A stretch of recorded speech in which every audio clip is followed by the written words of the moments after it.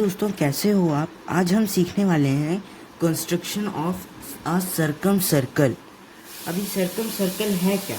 ये circum circle एक ऐसा सर्कल होता है जो कि किसी भी ट्रायंगल को ऐसे घेरे होता है जैसे कि उस ट्रायंगल की तीनों वर्टिसेस, जो कि इस केस में ए, बी और सी हैं, उनको अपनी बाउंड्री या फिर सर्कमफ्रेंस से टच करता है।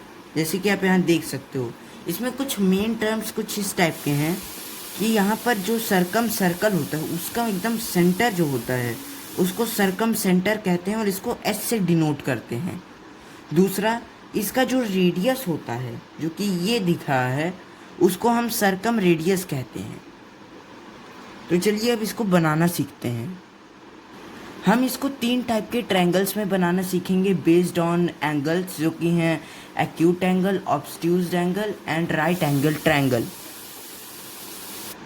इससे जुड़ा हुआ एक और ज़रूरी पॉइंट ये है कि अगर एक राइट एंगल ट्रायंगल होता है, और इस केस में ये एक राइट एंगल ट्रायंगल है, तो अगर कोई भी एक राइट एंगल ट्रायंगल होगा तो हाइपोटेन्यूज में इसका, इस केस में ए और सी इसकी हाइपोटेन्यूज है, इसका एकदम मिड पॉइंट, सेंटर पॉइंट ही सर्कम सेंटर होता है।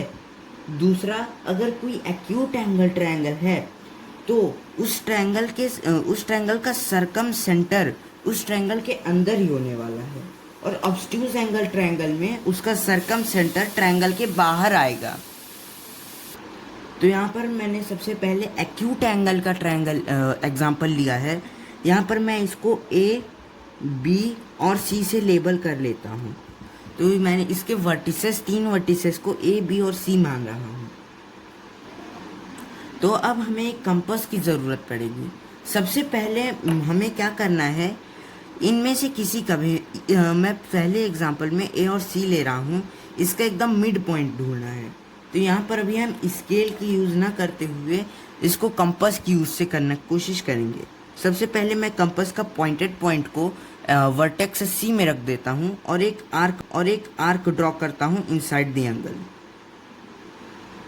फिर वर्टेक्स ए पे इसका पॉइंटेड शार्प पॉइंट रख के एक और वर्टेक्स ड्रॉ करता हूँ। जैसे कि यहाँ आप देख सकते हैं एक क्रॉस बन रहा है। फिर इसी तरह इनमें रख के इसी तरह के की एक बाहर वर्टेक्स बनाता हूँ ट्रायंगल के बाहर। तो यहाँ देखिए, ये दोनों, अगर मैं इन दोनों को इंटरसेक्ट करता हूँ, इन दोनों को जोड़ने की कोशिश करता हूँ, तो ये जो लाइन है ये बिल्कुल ए और सी के मिड पॉइंट से होते हुए जा रही है, चाहे आप चेक कर लीजिए।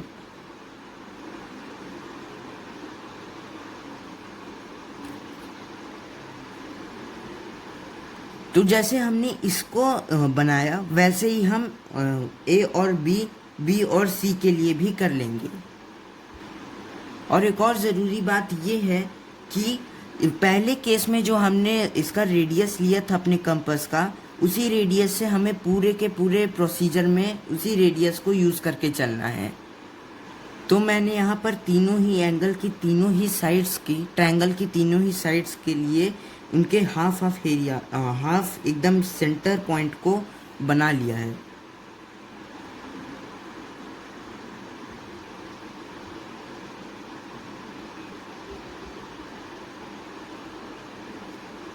तो यहाँ पर हम देख सकते हैं कि ये जो तीनों लाइंस हैं ये यहाँ पर एक पॉइंट पे जॉइंट हो रही हैं। तो उस पॉइंट को हम मार्क कर लेते हैं एस से, क्योंकि यही हमारा सर्कम सेंटर है। और हम एक और बात यहाँ से जान सकते हैं कि इस पॉइंट से इन तीनों ही वर्टिसेस की ए, बी और सी की डिस्टेंस सेम होने वाली है।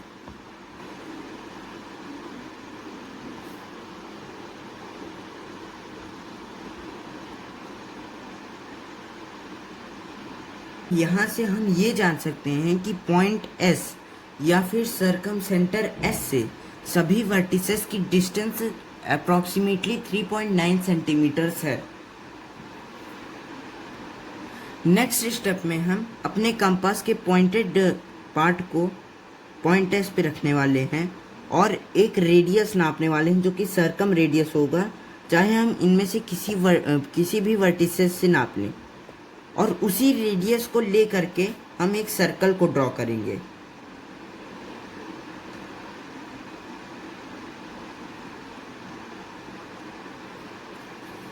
जैसे आप देख रहे हैं, ये एक सर्कम सर्कल हमारा रेडी है, जो कि ट्रायंगल को चारों ओर से घेर रखा है, उनके रेडियस को चारों ओर से छू रहा है।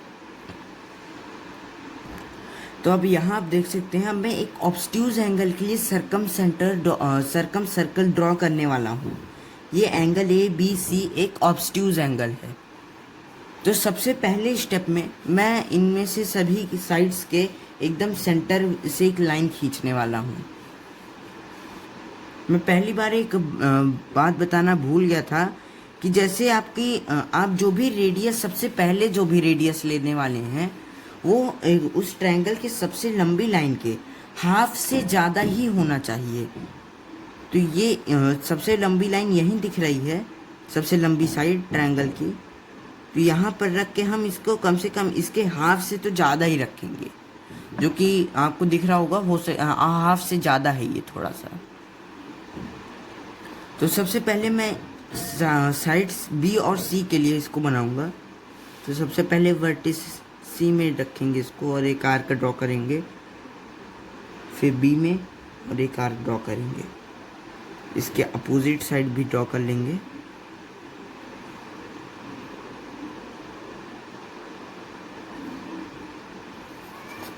यहाँ से एक लाइन ड्रॉ करेंगे।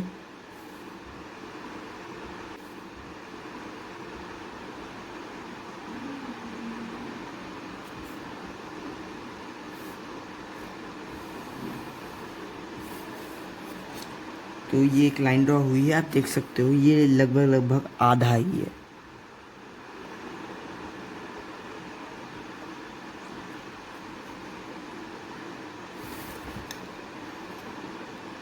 इसी तरह मैं A और C और AB के लिए भी बना लूँगा। तो यहाँ पर मैंने इन तीनों के लिए बना लिया है। AC के लिए ये वाला, B और C के लिए ये वाला, और A और B के लिए ये वाला। तो हम देख सकते हैं ये सारी लाइंस यहाँ पर मिल रही हैं, और इसी को हम पॉइंट एस मान लेते हैं। तो इस पॉइंट एस से इन तीनों वर्टिसेस की डिस्टेंस सेम होगी, इसीलिए हम किसी भी एक वर्टिस से इसकी डिस्टेंस को नाप सकते हैं और फिर उसी डिस्टेंस पे एक सर्कल बना सकते हैं।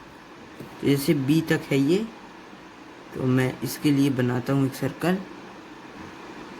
तो ये जो सर्कल था, सर्कम सर्कल, ये थोड़ा सा बाहर जा रहा था, तो मैंने इसको छोड़ दिया, लेकिन आप देख सकते हो ये तीनों वर्टिसेस से क्रॉस हो रहा है।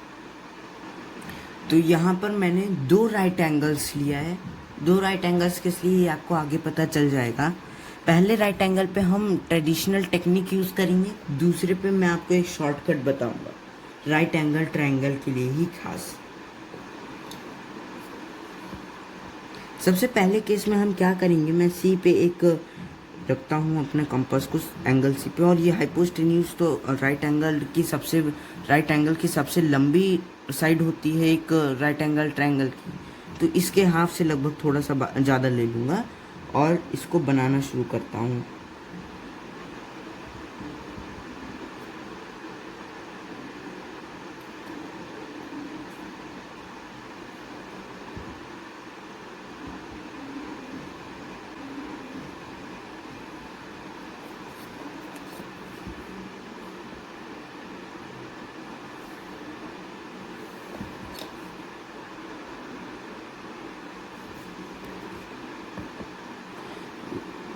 तो मैंने ये तीनों ड्रॉ कर लिए लाइन। वैसे तो ये बाहर जा रहा था, लेकिन मैंने इसको बना दिया।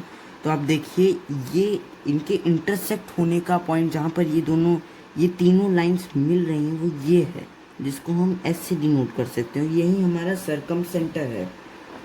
तो हम देखें तो इस सरकम सेंटर से किसी भी वर्टिस की दूरी, डिस्टेंस सेम होने वाली है। तो मैं इसी को सेंटर मान के एक सर्कल बना लेता हूँ, और ये बन गई हमारी सरकम सर्कल। और दूसरी टेक्निक जो कि शॉर्ट ट्रिक है, वो यहाँ पर तो आपने इतना कुछ काट कूट के बनाया है, यहाँ पर काटना कूटना नहीं पड़ेगा। तो इसके लिए इस सेकंड केस के लिए हमें ए और सी जो कि है हाइपोस्टेन्यूज इस ट्रायंगल की, इसकी लेंथ नापनी होगी। ये 7.2 आ रहा है, तो हम क्या करेंगे, इसको 2 से डिवाइड कर देंगे या फिर हाफ कर देंगे। इसका हाफ आएगा 3.6, तो वो 3.6 से लगभग यहाँ पर आ रहा है। तो फिर मैं इसको मार्क कर ले रहा हूँ और यही हमारा पॉइंट एस है। हर वक्त याद रखिए, आप यहाँ पर इसको वेरीफाई करने को कहे तो आपको बस हाइपोस्टेन्यूज को नाप के उसको बाई 2 कर देना है। उसका सेंटर जो आएगा वही सरकम सेंटर होता है। तो सरकम सेंटर यानी कि एस पे मैं कंपास रखता हूँ और इसकी डिस्टेंस नाप लेता हूँ और फिर एक सर्कल बनाता हूँ। देखिए बिल्कुल वर्टिसेस से इंटरसेक्ट होके जा रही है।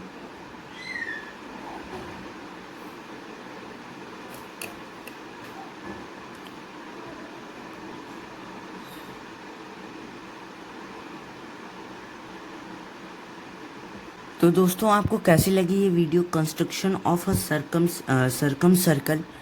अगर आपको इससे कुछ नया सीखने को मिला हो और अच्छी लगी हो तो प्लीज़ लाइक करिएगा। Thank you.